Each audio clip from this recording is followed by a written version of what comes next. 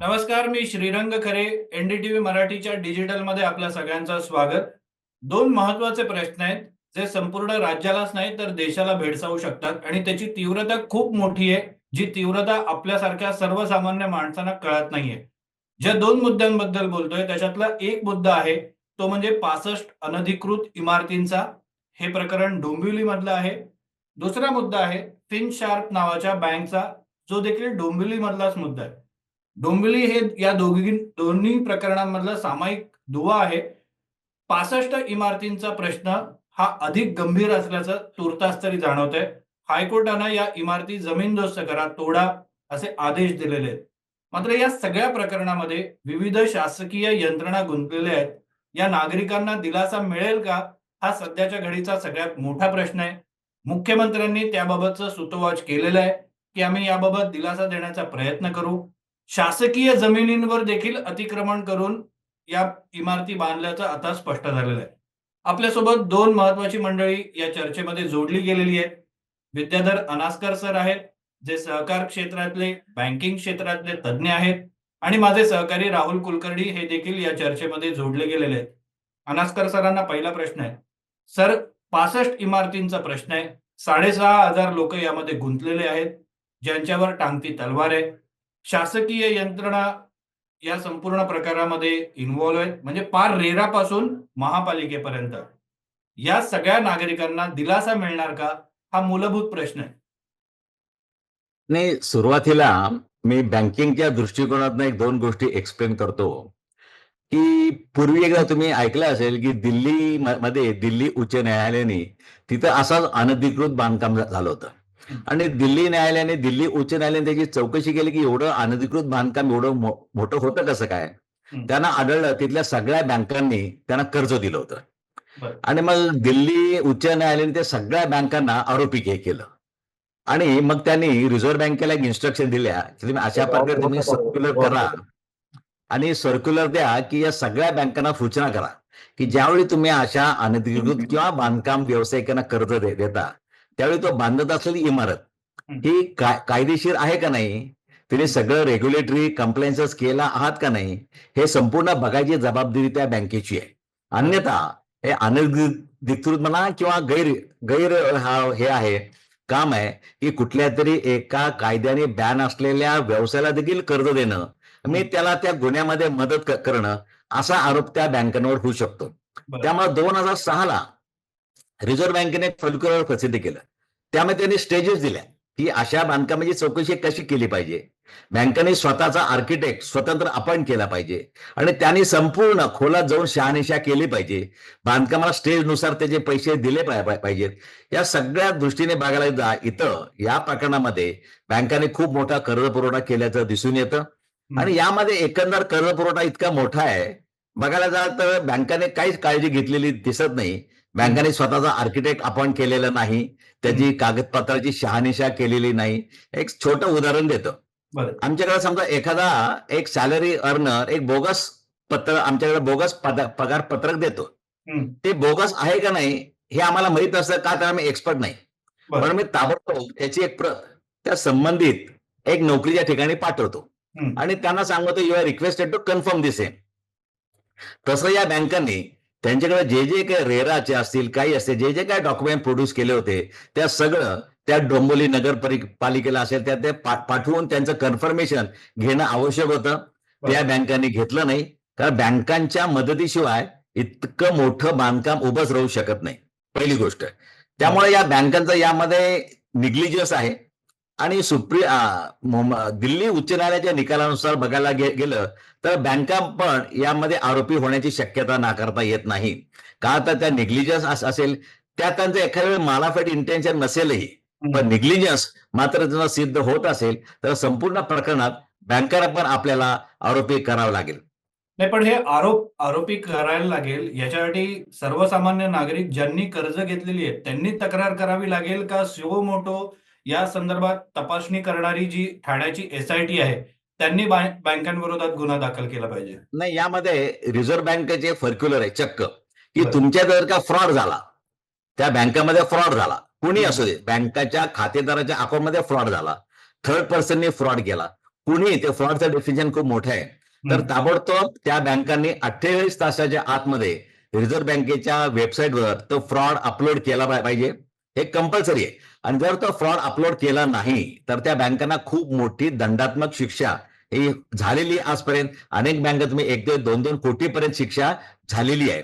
त्यामुळे फ्रॉड एकदा का त्याने आरबीआयच्या वेबसाईटवर लोड केला की एफ-आय-आर दाखल करायची जबाबदारी आपोआप बँकेची होते. कारण आर्थिक गुन्ह्यामध्ये ज्याचा लॉस होतो तोच गुन्हा दाखल करू शकतो. ज्याचा फायनान्शियल लॉस होतो यामध्ये ते ग्राहक अजून त्या ग्राहकांचं जर पाडलं तर ते पण दाखल करू शकतात. या बँकांचा पण लॉस होण्याची शक्यता नाकारता येत नाही. आता बँकांच्या बाबतीमध्ये बघायला जाल, हा तो फ्रॉड जर तुम्ही एकदा डिटेक्ट आपलं हे केलं अपलोड केला की ती सगळी कर्ज प्रकरणं आहेत ही त्यांना एनपीए म्हणून धरावी लागतात. आणि एकदा का नॉन परफॉर्मिंग ऍसेट म्हणून त्यांना डिक्लेअर केलं की त्यांना नफ्यातनं 100% प्रोव्हिजन करावी लागते. दुसरी महत्वाची गोष्ट, ही जी प्रॉपर्टी त्यांनी सिक्युरिटी म्हणून घेतलेली आहे ती जर अनधिकृत असेल तर ती सिक्युरिटी म्हणून गणली जात नाही. त्यामुळे त्यांचा सगळा फायनान्स हा विदाउट सिक्युरिटी होतो. त्यामुळं हा सिक्युअर्ड फायनान्स होत नाही, हा अनसिक्युअर्ड फायनान्स होतो. त्यामुळे अनसिक्युअर्ड फायनान्स झाल्यानंतर देखील त्यांना प्रोव्हिजन करावे लागते. नंतर या बँकांना त्यांच्या स्टाफमध्ये एक डिपार्टमेंटल एन्क्वायरी करावी लागेल की यामध्ये खरं कोण इन्व्हॉल्व आहे का स्टाफ. इन्व्हॉल्व असेल तर निग्लिजन्स आहे का मालाफाईड इंटेन्शन आहे, तर डी करून तो रिपोर्ट त्यांना आरबीआयला द्यावा लागेल. कारण आरबीआयचं म्हणणं असं आहे, तुमच्या फ्रॉडमध्ये जर तुमचा स्टाफ इन्व्हॉल्व असेल तर त्याला वेगळी ट्रीटमेंट आरबीआय देते. त्यामुळे एकंदरीतच या बँकांना अनेक बाजूने उद्या त्यांचं रिपेमेंट हे त्या कर्जदाराच्या उत्पन्नातून होत असतं. उद्या अनेक जण हे जे बॉरोवर आहेत ते सॅलरी अर्नर आहेत आणि सॅलरी अर्नर असल्यामुळे त्यांच्या पगारातून हे रिपेमेंट होत राहील. पण जर हे रिपेमेंट झालं नाही तर त्यांचा जो मॉर्गेज केलेला फ्लॅट आहे तो अनधिकृत असल्यामुळं तो विकून बँकेला पैसे वसुली करता येणार नाही. त्याचा फ्लॅट अनधिकृत आहे, तो उद्या पडला तर त्याच्याबद्दल पण आपल्याला हे करावं लागेल, कारवाई करावी लागेल. एकंदरीतच तुम्ही बघायला जाल तर यामध्ये एकंदरीतच या सगळ्या संस्थांचं अपयश आहे आणि त्यामुळे नुकसान तर या सगळ्यांचं होणार. पण हु विल बेल दी कॅट, म्हणजे आपण म्हणतो की क्रिमिनल गुन्हा कोणी दाखल करायचा ईओडब्ल्यू मध्ये, त्यामध्ये रेराने पण केलं पाहिजे. कारण का या लोकांनी रेराचं सर्टिफिकेट जे आहे किंवा रेराचा नंबर आहे तो जेन्युइन आहे, तो बोगस नाहीये. पण रेराकडं जी कागदपत्र दाखल करून जो नंबर घेतला ते कागदपत्र बोगस आहेत. त्यामुळे रेराची फसवणूक इथं होते. त्यामुळे तुम्ही बँकांचं बघायला तर बँकांनी रेरा बघितलंय, सगळं बघितलंय, लोन दिलंय. मूळ जे आहे ग्राहकांना देखील आज तुम्ही सगळीकडे बघायला जाल, आम्ही कुठेही फ्लॅट घेताना ग्राहक एकर विचारतो रेराची नोंदणी आहे का. रेराची नोंदणी असेल तर तो पटकन विश्वास ठेवतो. इथं रेराची नोंदणी आहे का, तर ती हो आहे, ती खरी आहे, ती जेन्युइन आहे. त्यामुळे तर फसवणूक रेराची झाली. RERA should file an FIR त्यांनी फाईल केला पाहिजे. या सगळ्या प्रकरणामध्ये सर्वसामान्य जो घर खरेदीदार आहे त्याला कुठलाच दिलासा मिळणार नाही का. काल मुख्यमंत्र्यांनी एक विधान केलेलं आहे की या सगळ्या रहिवाशांबद्दल एक सहानुभूतीची भूमिका घेण्याचा आम्ही प्रयत्न करू, सर्वोच्च न्यायालयात जाऊ, जी सरकारी जमिनीवर बांधकामं झालेली आहेत ती नियमित करता येतील का याबाबत विचार करू. हा भाग एक वेगळा ठेवूया, त्याच्यावर आपण बोलूयात. मात्र मला कर्ज घेऊन जे लोक घर घेणारे आहेत त्या कर्जाची रक्कम त्या लोकांना भरावीच लागणार आहे, त्यातून त्यांना कुठलीच सवलत नाहीये. मग त्यांना कुठलाच दिलासा मिळणार नाही का सध्याच्या घडीला. पण इलिगल बांधकामाला जर चालना मिळणार असेल तर मला नाही वाटत की कोर्ट अशा प्रकारचा आदेश देऊ शकतात, त्याचं रेग्युलराईज करू शकतात. तिथं ग्राउंडचं रिझर्वेशन असेल, प्ले ग्राउंडचं, तर पुण्याच्या केसमध्ये ते रिझर्वेशन शाळेचं रिझर्वेशन होतं. त्यामुळे त्यामध्ये केसमध्ये थोडंसं तुम्हाला आठवत असेल की तत्कालीन मुख्यमंत्र्यांना पण रिझर्व्ह बँकेनं आपलं सुप्रीम कोर्टने दंड 10,000 रुपये फाईन केला होता. त्यामुळे ती केस खूप गाजली होती. त्यामुळे या केसमध्ये सुप्रीम कोर्ट काय व्ह्यू घेईल हे सांगता येत नाही, पण प्रयत्न करायला हरकत नाही या लोकांनी. पण अगदी सुरुवातीपासून ते रेराच्या यंत्रणेपर्यंत असे कोण कोण लोक की ज्यांच्या विरोधामध्ये सुद्धा कायदेशीर गोष्टी होऊ शकतात. नाही, सुरुवातीला म्हणजे ज्यांनी बोगस डॉक्युमेंट केलं त्यांच्या विरुद्ध क्रिमिनल ब्रीच ऑफ ट्रस्ट 406 विश्वासघात हाच आरोप बसतो, त्यामध्ये दुसरा कुठलाही नाही. पण बाकीच्या ज्या यंत्रणा आहेत त्यांचा निग्लिजन्स त्यामध्ये दिसतो. ते म्हणतील मला एक्सपर्टाईज नाही, पण expertise is not a excuse. मला बरोबर. एक्सपर्टाईज नाही हा हम्म. कायद्यामध्ये कुठेही एक्सक्यूज होऊ शकत नाही. आणि तुम्ही हुबेहूब डॉक्युमेंट केले, त्यामुळे रेरा बघितलं, त्यामुळे हा निग्लिजन्स होऊ शकेल. पण निग्लिजन्सला थोडी कठोर शिक्षा नाही, परंतु निग्लिजन्स तो आहेच. आणि त्यामुळे यांचं जे काही नुकसान झालंय या आमच्या डोंबिवलीच्या जे काही फ्लॅट होल्डर्स आहेत, त्यांना त्याची नुकसान भरपाई नेमकं या बिल्डर कडून, की ज्यांनी मूळ मुद्दा केलाय, ज्यांनी मूळ फसवणूक केली, ज्यांनी मूळ कागदपत्र बोगस तयार केली. आता बोगस कागदपत्र तयार करत असताना शासकीय यंत्रणेमधील कोण कोण त्याला सामील आहेत, हा एक खूप महत्वाचा भाग आहे त्यामध्ये. त्यामुळे त्याच्याकडून वसुली निश्चितच झाली पाहिजे. ताबडतोब खरं बघायला जाल तर त्या सगळ्या बिल्डरांच्या प्रॉपर्टी ज्या आहेत त्याच्यावर अटॅचमेंट बिफोर जजमेंटची ऑर्डर सरकारने घेतली पाहिजे. कारण का उद्या निकाल काय लागेल, तपास सुरू होईल, पण त्याच्या आतमध्ये जर त्यांनी स्वतःची मालमत्ता जर डिस्पोज ऑफ करायचा प्रयत्न केला तर निकाल लागेपर्यंत त्यांनी कुठलीही मालमत्ता विकू नये. अशा प्रकारचं ताबडतोब इंजंक्शन म्हणा, ताबडतोब ऑर्डर्स त्या रेव्हेन्यू अथॉरिटीला देऊन या बिल्डर लोकांच्या सगळ्या मालमत्ता, त्यांचे जेवढ्या स्कीम असतील त्या स्कीम मध्ये त्यांनी कुठलेही फ्लॅट विकायचं नाही. त्यांचे बँक अकाउंट असतील. सीआरपीसी 102 मध्ये बँक अकाउंट ही देखील एक मालमत्ता आहे. पण थोडा प्रोसिजर खूप मोठी होईल. गुन्ह्यातली मालमत्ता करून त्या बँकेला नोटीस द्यायला खूप कालावधी जाईल आणि त्यापर्यंत काय होईल याची शाश्वती देता येत नाही. तर ताबडतोब सरकारने पहिल्यांदा या सगळ्या लोकांच्या ऍसेट्स आहेत, आम्ही त्याला अटॅचमेंट बिफोर जजमेंट असं म्हणतो, ते ताबडतोब करणं गरजेचं आहे असं मला वाटतं प्रामाणिक. राईट. आता एक मला सांगा की अशाच पद्धतीच्या काही केसेस यापूर्वी महाराष्ट्रात झाल्यात का? कारण मधल्या काळात उल्हासनगरचं प्रकरण बरंच गाजलं होतं. आता पिंपरी चिंचवड मधल्या अतिक्रमण केलेल्या जागांच्या मुद्दा गाजाशी वगैरे तुलना करून तोही चर्चेत आणला गेला आहे. खरं तर माझ्या मते त्या ठिकाणी जिल्हा प्रशासनाने घेतलेली भूमिका वेगळी आहे. त्यांचं असं मत आहे की पिंपरी चिंचवड मधलं जे अतिक्रमण काढलं गेलं आहे ते मुळातच अनधिकृत होतं आणि खूप साऱ्या आगीच्या घटना घडत होत्या. एक 3-4 अशा घटना तुम्हाला किंवा अशा प्रकारची प्रकरणं महाराष्ट्रात घडलेली जर सांगता आली जे तुम्हाला आठवतात ती, नाही, तर तुम्हाला 100% महाराष्ट्रामध्ये अशी अनेक प्रकरणं घडली आहेत आणि प्रत्येक वेळी ते मुंबई हायकोर्टामध्ये गेलेले आहेत. तुम्ही जर त्या व्यासच्या प्रकरणात सुप्रीम कोर्टचा निकाल वाचताना एक प्रल्हाद सोसायटी म्हणून तुमच्या मुंबईचीच आहे, तिथं पण अनधिकृत बांधकाम पाडण्यात आली. शेवट ती जमीनदोस्त करण्यात आली. सुप्रीम कोर्टने त्यांना दिलासा दिला नाही.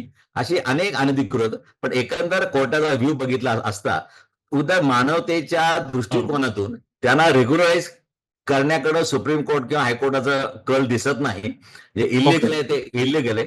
जे काही नुकसान होईल ते संबंधितांकडून वसूल करा. पण असं जर व्हायला गेलं तर उद्या प्रत्येक जण मानवतेच्या या लोकांना पुढे करून त्यांची ढाल पुढे करून प्रत्येक जण कोर्टामध्ये जाईल आणि आपलं इलिगल बांधकाम रेग्युलराईज करून घेईल. मग तो तडजोड फी भरेल, काही भरेल. तर तडजोड कुठपर्यंत हे पण सुप्रीम कोर्टने ठरवलेलं आहे की जास्तीत जास्त तुम्ही एखाद्या बाल्कनी इन्क्लोज केली असेल, निमाचा बंद करून थोडासा 1-2-3 फूट तुमचं एलिव्हेशन FSI वाढला असेल तर तडजोड कुठपर्यंत आहे. पण अनधिकृतच आहे ते तडजोड करून रेग्युलराईज करण्याकडे कोणत्याही कोर्टाची मानसिकता नसते. तुम्ही बोलला वैयक्तिक पातळीवरती आणि संघटन करून कुणी काही करू शकतं का? ते जे 6,000 लोक आहेत त्यापैकी यामध्ये एक आहे की तुम्हाला संघटन करून सुप्रीम कोर्टामध्ये दाद मागावी लागेल.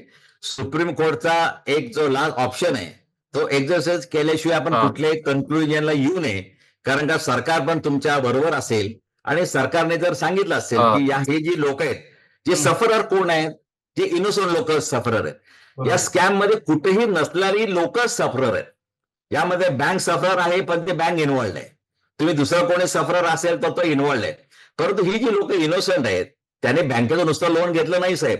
त्यामध्ये मार्जिन मनी, पण स्वतःचा काही मार्जिन मनी 25%, 20%, घरातलं सोनं विकून हा मार्जिन मनी पण त्यांनी त्यात भरला. एक वेळ बँक लोन वसूल करणार नाही समजा, पण यांचा मार्जिन मनी जो आहे त्यामध्ये हा पण तिथं हे होईल. आणि दुसरी सगळ्यात महत्वाची गोष्ट, शासनाचा पंतप्रधान आवास योजनेअंतर्गतची सबसिडी कित्येक करोड रुपये, 100 कोटी रुपये सबसिडी मिळालेली आहे. त्यामुळे शासनाची पण फसवणूक आहे. त्यामुळे या सगळ्या मोठ्या एवढी फसवणूक होत असताना ताबडतोब ऍक्शन इनिशिएट होणं आवश्यक आहे. त्यामुळे एक गोष्ट आहे की यामध्ये मार्जिन मनी हे जे कोण बांधकाम व्यावसायिक आहेत त्यांची जेवढी मालमत्ता असेल हम्म. की फॉरेन मधली असेल, भारतातली असेल, तिला ताबडतोब अटॅचमेंट लावणं किंवा त्यांना अटॅचमेंट म्हणण्याचे बिफोर जजमेंट म्हणजे तपास होईपर्यंत त्यांनी कुठल्याही मालमत्तेची विक्री करता कामा नये, हस्तांतर करता कामा नये. अशा प्रकारचा ताबडतोब आदेश हा महसूल खात्याकडून निघणं हे खूप आज गरजेचं असं वाटतं. बरं. सर, आता आपण मूळ मुद्द्याकडे येऊया, जो आपला आधी चर्चेचा देखील विषय होता, की रेरा हा सक्षम कायदा आहे असं म्हणून तो आणण्यात आला. जे घर खरेदीदार आहेत त्यांची फसवणूक होऊ नये यासाठी आणण्यात आला. मात्र रेरा कायदा हा देखील कुचकामी आहे, बिन दाताचा वाघ आहे. हे आता या घटनेवरनं स्पष्ट झालेलं आहे, असं तुम्हाला वाटत नाही का? नाही, अजिबात नाही. कारण का रेरा कायद्यातील प्रोव्हिजन हे एकदम स्ट्रॉंग आहेत. बरं. मी जो रेरा कायदा बघितला तर त्यामध्ये त्या बांधकाम व्यवसायी पूर्वी लोकांकडून पैसे घेऊन ते डायव्हर्ट करत होते. दुसऱ्या प्रॉपर्टीमध्ये इन्व्हेस्ट करत होते. या पैशांना दुसरी मालमत्ता घेऊन त्याचा स्टॉक करून नफा कमवायच्या मार्गाने त्याचं इन्व्हेस्टमेंट दुसरीकडे होत होती आणि आधीचं बांधकाम मात्र आहे तसं वर्षानुवर्ष राहत होतं. पण रेरामुळे मात्र तुम्ही ज्या बांधकामाकरता पैसे घेतले ते त्याच बांधकामाकरता वापरले पाहिजेत. याच्याकरता रेरा अकाउंट ज्या बँकांमध्ये राष्ट्रीयकृत बँका असतील, शेड्यूल बँका असतील, त्या बँकांच्या अकाउंटवर संपूर्ण रेराचं नियंत्रण आहे. त्यापैकी काही 20% रक्कमच तुम्हाला दुसरीकडे वापरता येते. त्यामुळे रेरा कायदा चांगला आहे, निश्चितच चांगला आहे. परंतु रेरा अथॉरिटीला जर फसवलं गेलं असेल, तिथं जो काही ह्युमन बसलेले आहेत, तिथं जो काही लोक बसलेत त्यांच्याकडे एक्सपर्ट नसेल, कारण आम्ही साधा कागद बघितला तर आम्ही पटकन ओळखतो की बाबा हे झेरॉक्स आहे का ओरिजिनल आहे. ती बरोबर. ओळखायची जी नजर आहे, हा, ते बशी ती नजर तपास अधिकाऱ्याची पोलिसांची असते. तसं तर रेरामध्ये जी बसलेली लोक आहेत त्यांना नुसतं तुम्ही डॉक्युमेंट लोड केले त्या याच्यावरती तुमच्या साईटवर, की लोड केल्यावर त्या डॉक्युमेंटचं व्हेरिफिकेशन जे आहे संबंधित जी अथॉरिटी आहे नगरपालिका त्यांच्याकडून तुम्ही ते व्हेरीफाय केले पाहिजे. तुम्ही स्क्रुटिनी करत असताना तुम्ही ते व्हेरिफिकेशन केलंच नाही आणि कुठलेही डॉक्युमेंट जे लोड केले त्याला तुम्ही जेन्युइन समजलात आणि ताबडतोब तुम्ही त्याला जर रेरा सर्टिफिकेट देत असाल तर निष्काळजीपणा आहे. हा 100% तुमच्या कामात कुचराई आहे आणि तुम्ही कामात केलेल्या कुचराईचं फळ मात्र काही इनोसंट लोकांना भोगावं लागतंय. त्यामुळं अनेक लोक त्या कामामध्ये रेराचे जे कोण ते खालचा जो स्टाफ असेल त्यांनी म्हणावी तेवढी दक्षता घेतलेली नाही. त्यामुळे तिथं रेराचीच फसवणूक झाली. त्यामुळे फक्त निग्लिजन्स हा पार्ट त्यांच्याकडे येतो. पण त्यामध्ये परत तपासाचा भाग आहे. त्यामध्ये त्यांचं काही मालाफाडी इंटेन्शन होतं का, की बरोबर. समजून पण त्याने दुर्लक्ष केलं का? अनेक बँकांमध्ये तुम्ही जर मल्ल्याबिल्ल्यांच्या केसेस बघितल्या त्यामध्ये बँकांच्या निदर्शनाला येऊन देखील त्या अधिकाऱ्याने ते वरती इन्फॉर्म केलं नाही मुद्दाम. त्यामुळे त्याचं पण मालाफाईड इंटेन्शन त्यामध्ये होतं, दुष्ट हेतू आहे. जोपर्यंत या लोकांचा दुष्ट हेतू आहे का हा तपासाचा भाग आहे.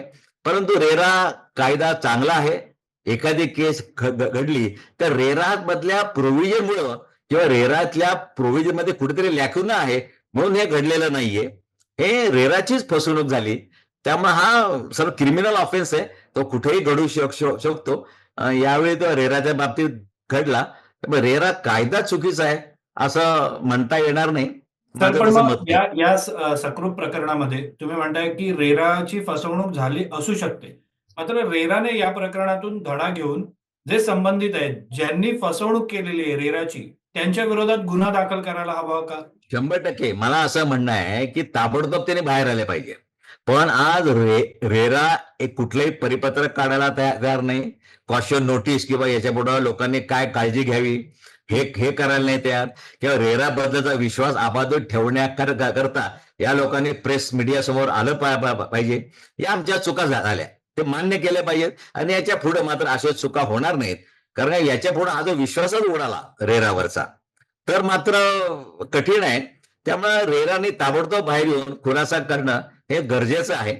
तर आता नियामक बॉडी जी आहे त्याच्यावरनं आणखी एक मुद्दा जो आपला दुसरा चर्चेचा मुद्दा आहे तो म्हणजे बँकांचा मुद्दा.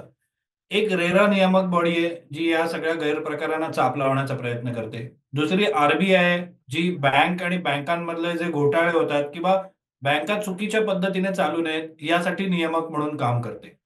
डोंबिवलीमधलं तुम्ही स्वतः ते प्रकरण उघडकीस आणलेलं होतं फिनचार बँकेचं. दुसरी घटना मुंबईमध्ये घडली. न्यू इंडिया बँक बंद पडली. तिथे घोटाळा झाला. तिथे गुंतवणूकदारांचे पैसे अडकलेले आहेत. नियामक बॉडी म्हणून आरबीआय कमी पडते का, असं तुम्हाला वाटतं का? या दोन्ही प्रकरणात जर बघायला जाल तर आरबीआय कमी पडलेली आहे, कमी पडतीये असं माझं स्पष्ट मत आहे या दोन प्रकरणांबद्दल फक्त.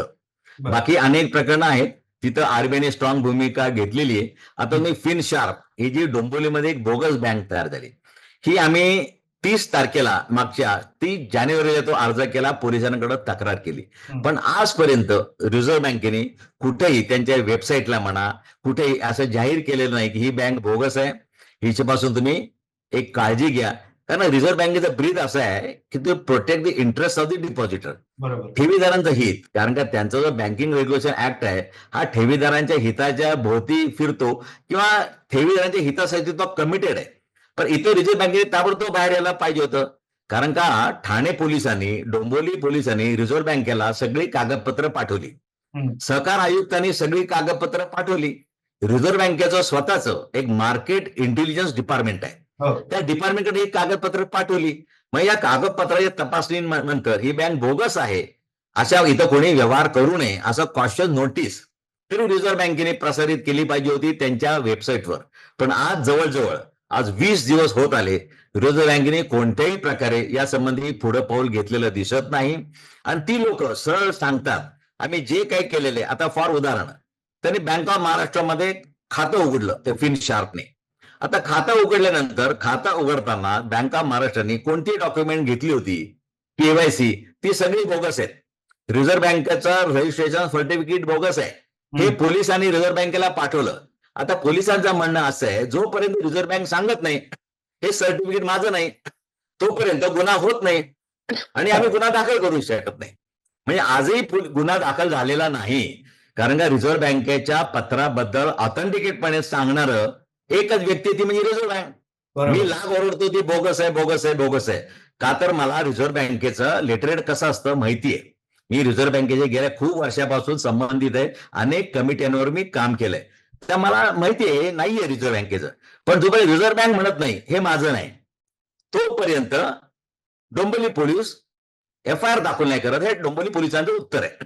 हं. शासनाने पाठवलं सहकार आयुक्तांनी रिझर्व्ह बँकेला. आजही रिझर्व्ह बँकेने त्याला शासनाला कळवलेलं नाही की अशा प्रकारचे कोणती. साहेब तुम्ही एक्सेल मध्ये एका मिनिटात बघू शकता की ही बँक आपल्याकडे नोंदणीकृत आहे का नाही. 1 मिनिटाचं काम आहे आरबीआय. एक्सेल मध्ये ज्या ज्या बँकेला लायसन दिले त्या बँकेमध्ये फिनशार्प टाईप केले की तुम्हाला समजतं याला आम्हाला लायसन दिलेलं नाही. त्यात वेळ घालवायचं काय कारण आहे हे आजही आम्हाला कळलेलं नाही.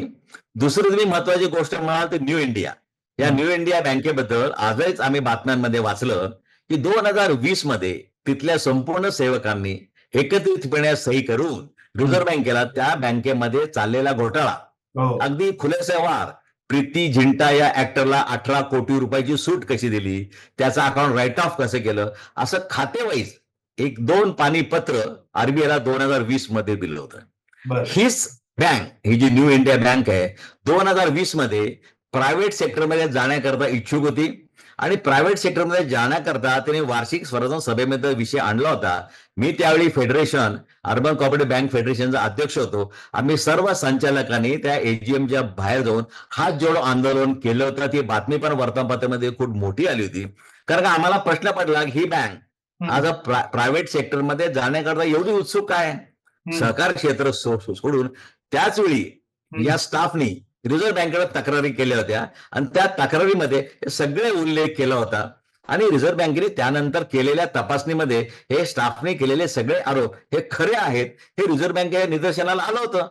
बरं. त्यानंतर आता काय झालं एकदम 122 कोटी रुपये एक काढून सायफन केले हे समजल्यानंतर घाईघाईत रिझर्व्ह बँकेने त्या बँकेवर आर्थिक निर्बंध आणले आणि बघा आर्थिक निर्बंध आणल्यानंतर प्रशासकाची नेमणूक केली.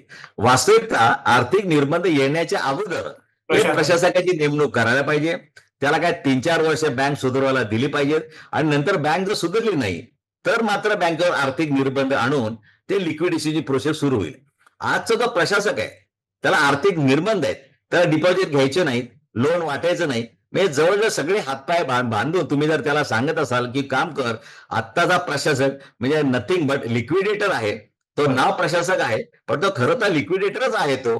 त्यामुळे अशा प्रकारे या 2 प्रकरणाचा विचार केला असता रिझर्व्ह बँक निश्चितच कुठेतरी कमी पडली असं म्हणायला वाव आहे.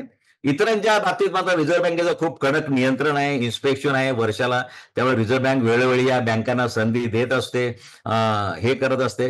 पण हे आमच्या बँकिंग संघटनांचं पण काम आहे, की नुसतं पुरस्कार-बिरस्कार बरोबरच एक असं एक केलं पाहिजे, की ज्या बँका या ठेवीदारांच्या हिताचं रक्षण करत नाहीत, त्यामुळे अख्खं सहकार क्षेत्र जर बदनाम होत असेल, तुमच्या एखाद्या कृतीमुळं संपूर्ण सेक्टरला जर फटका बसत असेल, असा मनुष्य आपल्यामध्ये नको. याच्याकरता त्याच्या विरुद्ध योग्य ती कायदेशीर कारवाई करायचं काम या संघटनांनी पण केलं पाहिजे. व्हिसल ब्लोअरचं काम केलं पाहिजे. नुसतं संघटनांनी फक्त आपण त्यांच्याकडनं एक चांगल्या गोष्टी फी घेतली म्हणजे आपलं काम झालं असं नाही. त्यांना आणि अनेक ठिकाणी माझं असं ठाम मत आहे साहेब, मी या बँकिंग क्षेत्रामध्ये आहे. मी म्हणतो म्हणजे शेवट मी दुसऱ्याला कधी सांगू शकतो, मी कसं वागलो तर मी सांगू शकतो. आज एखाद्या बँकेमध्ये काय चुकीच्या गोष्टी घडतात हे संपूर्ण स्थानिक बँकिंग क्षेत्राला माहिती असतं. बरं. कुठल्याही क्षेत्राला माहित नाही असं नाही साहेब. बरं. प्रत्येकाला माहिती असतं या बँकेमध्ये चुकीच्या गोष्टी घडतात. या बँकेमध्ये कर्ज मंजुरी करता काय काय ब्राईब घेतलं जात आहे किंवा काही ग्रॅटिट्यूड हे करतात, तेव्हा कोणाला माहित नाही असं नाहीये. पण माहित असताना मी जर व्हिसल ब्लोअर म्हणून काम केलं नाही तर भविष्य काळामध्ये सहकार संपूर्ण क्षेत्र अडचणीत आल्याशिवाय राहणार नाही. कारण का त्याला त्याचं पातक आपल्यावर जाईल. आपण गप्प बसलो. आणि दुसरी गोष्ट अशी आहे, कॉन्ट्रॅक्टमध्ये असं म्हटलं जातं कीपिंग मम, गप्प बसणं हे देखील त्या कृत्याला हो. सहमती दिल्यासारखंच आहे. बरोबर. ॲज गुड ॲज मी गप्प बसणं म्हणजे त्याला प्रोत्साहनच देणं. मला माहिती आहे. कारण लॉ मध्ये असं आहे, क्रिमिनल मध्ये मला गुन्हा घडतोय माहित असताना मी जर तो पोलिसांना सांगितलं ना, इट्स ऑल्सो एन ऑफेन्स. हो. म्हणजे माझ्यावर पण तीच कारवाई होते. मला माहित असताना मी गप्प बसणं. त्यामुळे सहकार क्षेत्रामध्ये कुठं काही घडतं हे सगळ्यांना माहित असतं. फक्त व्हिसल ब्लोअरचं काम करायचा कुणी हा सगळ्यात मोठा एक कळीचा मुद्दा आहे. त्यामुळं आपण म्हणतो मांजराच्या गळ्यात घंटी कोणी बांधायची, कोणाची वाईटपणा कशाला घ्या. एकदा तक्रार केल्यानंतर पोलिसांकडे खेटे मारावे लागतात. पोलीस यंत्रणा पण आपली अशी आहे की तक्रार कर्त्याला त्रास कसा होईल, हो. दिवसात 50 वेळा त्याला बोलवणं, तुमचा इंटरेस्ट काय, हे अशा प्रकारे ते होत राहतं. त्यामुळे एकंदरीतच रिझर्व्ह बँक तशी इन्स्पेक्शन आणि त्यांचं नियंत्रण चांगलं आहे, सुपरव्हिजन. पण या 2 प्रकरणात मात्र मला असं वाटतं पिन शार्प मध्ये अजूनही रिझर्व्ह बँक का पुढे येत नाही, हा एक औत्सुक्याचा मुद्दा तर आहे माझ्या एक एक एक मुद्दा या ठिकाणी फिनचार्ट मध्ये अजून ठेवी आलेल्या नसल्याचं त्यांचं म्हणणं आहे. आपण तो मुद्दा बाजूला ठेवूया. मात्र न्यू इंडिया बँक जी आहे, ज्यामध्ये लोकांच्या ठेवी आहे, या बँकेचं भविष्य काय होईल? म्हणजे प्रशासक नेमलेला आहे, तो ॲज गुड ॲज लिक्विडेटर आहे असं तुमचं निरीक्षण आहे. भविष्य काय आहे आता या बँकेचं? साहेब बघा, परिस्थिती अशी सांगते की या ज्या सगळ्या जे डिपॉझिटर आहेत त्यातले जवळजवळ 92-93% डिपॉझिट 5 लाखाच्या आतले आहेत. हो. त्यामुळं हे सुरक्षित आहेत का? तर निश्चित सुरक्षित आहेत. त्याला ठेव विमा महामंडळाचा इन्शुरन्स कव्हर आहे. परंतु हे कधी मिळेल या लोकांना? की बँक लिक्विडेशन मध्ये निघाल्याशिवाय हे पैसे मिळणार नाहीत. बरं. त्यामुळे या लोकांच्या मनामध्ये एकच भावना असणार की बँक लिक्विडेशन मध्ये काढा, आमचे पैसे आम्हाला द्या. कारण का जोपर्यंत बँक चालू आहे, बंद होत नाही, तोपर्यंत विमा महामंडळ ऍक्शन मध्ये येत नाही आणि तुमचे क्लेम दाखल होत नाहीत. मध्यंतरी अडचणीत असताना बँकेचे पण क्लेम दाखल झाले, नाही असं नाही. पण परवा निर्मला सीतारामन मॅडमनी अजून एक घोषणा केली मुंबईमध्ये की 5 लाखाचा कव्हर वाढवलं जाईल. हा, पण किती रुपये वाढवणार हे निश्चित नाही, पण कमीत कमी अंदाज असा की 10 लाखापर्यंत तरी वाढवलं जाईल. त्यामुळं अनेक लोक, त्यामुळे आज बँकांमध्ये मोठं डिपॉझिट न ठेवता लोक परमिटेशन कॉम्बिनेशन करून एबीसी, सीएबी, बीसीए अशा प्रकारे डिपॉझिट ठेवणं प्रिफर करायला लागलेले आहेत आणि ते योग्य पण आहे. त्यामुळं या बँकांचं भवितव्य ही बँक तुम्ही मर्ज करून घेणार नाही साहेब. 122 कोटीचा घोटाळा आजच एमडीबी केल्याचं आज निदर्शनाला आलं. त्यामुळे इतका मोठा लॉस आहे. त्या बँकेच्या बॅलन्स शीट बघायला जा तर गेल्या 2 वर्षात सोडलं तर बाकी सगळा नफा आहे. पॅरामीटर उत्कृष्ट आहेत, सीआरआर उत्कृष्ट आहे. असं असताना त्या बँकेवर आर्थिक निर्बंध आले ते फक्त फ्रॉडमुळे आले. त्यामुळे इतका मोठा फ्रॉड असताना ही बँक कोणी मर्ज करून घेईल असं वाटत नाही. आणि ठेवीदारांचे पैसे मिळावेत असा ठेवीदारांचा आग्रह असेल, कारण का मी 93% लोकांचे पैसे 5 लाखाच्या आतले आहेत व्याजासह. त्यामुळे हे बँक लिक्विडेशन मध्ये निघाली तर फार बरं होईल असं ठेवीदारांना मनापासून वाटत असेल. आणि त्या दृष्टीने किंवा प्रशासकाला काय करणार साहेब, प्रशासक तुम्ही ठेवी घेऊ नका, कर्ज देऊ नका, धंदाच करायला त्याला अलाउड नाही, तर बिझनेस केल्याशिवाय नफा कमवणार नाही, नफा कमवल्याशिवाय लॉस कमी होणार नाही. या सगळ्या विशेष सर्कलमध्ये या बँकेचं भवितव्य अंधारात आहे असं माझं प्रामाणिक मत आहे. धन्यवाद सर, तुम्ही दिलेल्या संपूर्ण माहितीबद्दल. आम्ही तुम्हाला एन्सायक्लोपीडिया म्हणतो. तुम्हाला माहिती नसेल तर मी आणि राहुल कुलकर्णी जेव्हा तुमच्याबद्दल बोलत असतो, बँकिंग हो. आणि सहकार क्षेत्रातले तुम्ही एन्सायक्लोपीडिया आहात आणि का आहात हे आज जनतेला पुन्हा एकदा कळेल. खूप खूप धन्यवाद तुम्ही माहिती दिल्याबद्दल. आणि थँक्यू सर, थँक्यू. सगळ्यात महत्वाचं म्हणजे जी नियामकाची भूमिका असते, रेरा असेल किंवा आरबीआयची, ती किती महत्वाची आहे, या 2 घटनांवरनं आपल्याला कळण्यास मदत होऊ शकते. म्हणूनच आम्ही आज अनास्कर सरांना या चर्चेमध्ये सहभागी होण्याचं विनंती केलेली होती. विनंतीला मान देऊन ते चर्चेमध्ये सहभागी देखील झाले. आता ही ठेच लागलेली आहे. ही ठेच लागल्यानंतर तरी आपण म्हणजे नियामक ज्या बॉडी आहेत त्या शहाण्या होणार का? हे बघणं खूप महत्वाचं ठरणार आहे. या चर्चेत इथे थांबूया. तुम्ही पाहत राहा एनडीटीव्ही मराठी डिजिटल.